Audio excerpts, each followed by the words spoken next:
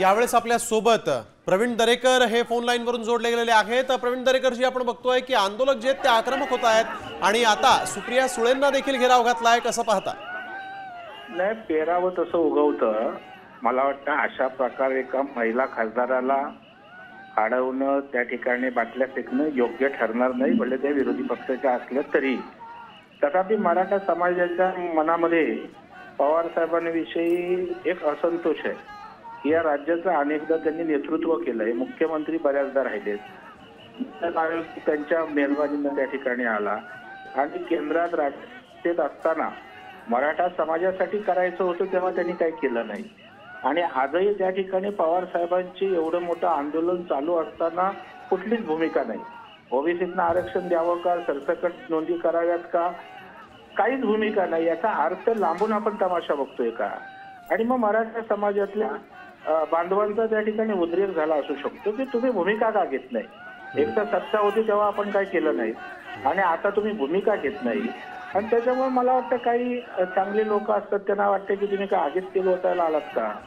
आणि मला वाटतं त्यातनं मराठा समाजाच्या बांधवांच्या भावनांचा उद्रेक असावा असं मला स्वतःला त्या ठिकाणी वाटतं। अगदी प्रवीणजी, एक महत्त्वाचा प्रश्न असा आहे की विरोधकांचे जे नेते ते तिथे गेले, सुप्रिया सुळे तिथे गेल्या, तर त्यांना अशा पद्धतीनं घेराव घातला गेला। हे आंदोलन निवळण्यासाठी किंवा या आंदोलनावर काहीतरी तोडगा काढण्यासाठी कशा पद्धतीनं सरकारची रणनीती ठरतीये, त्या संदर्भात काही माहिती आम्हाला मिळेल का? सरकार मराठा समाजाच्या बाजूने अत्यंत प्रामाणिकपणे आहे, हे कृतीतनं दाखवलंय। देवेंद्रजी होते तेव्हा आरक्षण दिलं, कोर्टात टिकवलं, नंतर एकनाथ शिंदे साहेबांच्या नेतृत्वाखाली 10% आरक्षण याच सरकारने दिलं। अण्णासाहेब आर्थिक विकास महामंडळाच्या माध्यमातून लाखो मुलांना मुलींना सवलती दिल्या आणि आजही पूर्णपणे सकारात्मक सरकार आहे। मुख्यमंत्री डे टू डे उपसमितीबरोबर बोलत आहेत। उपसमितीचे अध्यक्ष राधाकृष्ण विखे पाटील मायन्युटली मार्ग काढण्याचा प्रयत्न करतायत आणि त्याच्यावर सरकार 100% मराठा समाजाच्या बाजूने आहेत।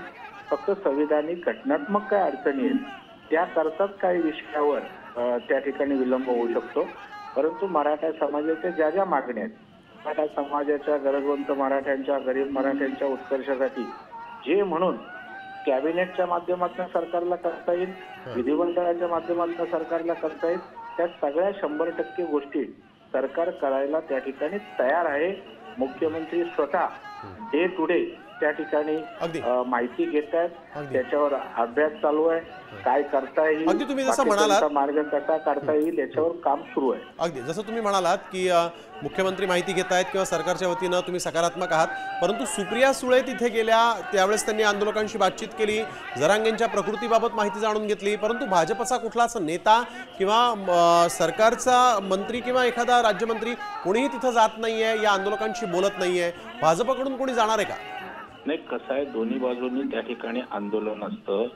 आपण आता बघा, त्या ठिकाणी सुप्रियाताई गेल्या काय परिस्थिती निर्माण झाली, आता त्यांची तब्येत ठीक आहे, स्वतः मुख्यमंत्री जातीनं डॉक्टरांशी बोलतायत, त्या ठिकाणी हॉस्पिटलच्या लोकांना पाचारण केलंय, त्यांच्या तब्येतीची काळजी घेण्याचं काम स्वतः मुख्यमंत्री जातीनं त्या ठिकाणी बघतायत। आता शिंदे समितीला त्या ठिकाणी सरकारने पाठवलं होतं, पुन्हा त्या ठिकाणी भाजपाचा नेता मंत्री गेला आणि पुन्हा अशी प्रक्षोभक स्थिती निर्माण झाली, तर मग आगीत तेल ओतायला गेले होतो का, तर तुम्ही स्वतः कशाला गेलात, अशाही प्रकारचा प्रश्न येऊ शकतो। आणि त्याच्यामुळे सरकार म्हणून जे करणं शक्य आहे ते सरकार पातळीवर ती प्रक्रिया, त्या गोष्टी त्या ठिकाणी निश्चितच सुरू आहेत, कारण शेवटी मराठा समाजाला न्याय देणं महत्वाचं आहे। धन्यवाद। भेटणं, चॅनलवर दिसण्यापेक्षा मराठा समाजासाठी आपल्याला आउटपुट कसा देता येईल त्याचा प्रामाणिक प्रयत्न सरकार आणि आमचे मंत्री महोदय मुख्यमंत्र्यांच्या मार्गदर्शनाखाली करत आहेत। धन्यवाद प्रवीण दरेकरजी, आपण ही प्रतिक्रिया दिलीत त्याबद्दल।